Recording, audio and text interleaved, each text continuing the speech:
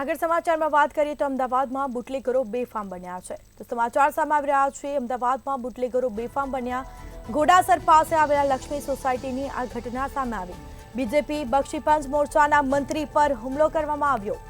પિતાને ભત્રીજા પર હુમલો કરવામાં આવ્યો છે. 10થી વધુ લોકોએ હુમલો કર્યો.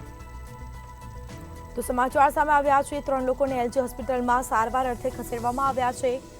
તો અમદાવાદમાં બુટલેગરો બેફામ બન્યા છે. ઘોડાસર પાસે આવેલા લક્ષ્મી સોસાયટીની આ ઘટના સામે આવી.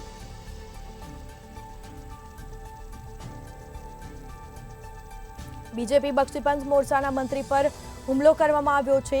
પિતા અને ભત્રીજા ઉપર હુમલો કરવામાં આવ્યો. તો બીજી તરફ તેઓને ઈજા પહોંચતા એલજી હોસ્પિટલ ખાતે સારવાર અર્થે લઈ જવામાં આવ્યા. 10થી વધુ લોકોએ હુમલો કર્યો. તો બીજેપી બક્ષીપંચ મોરચાના મંત્રી પર હુમલો કરવામાં આવ્યો છે.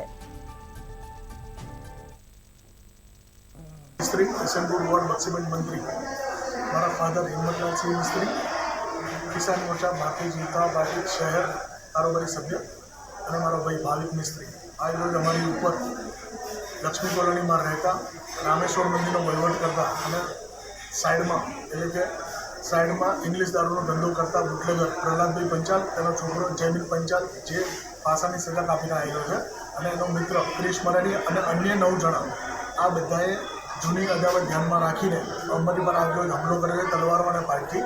અમે ઈસનપુર પોલીસ સ્ટેશનમાં આની ફરિયાદ નોંધાવી દીધી છે.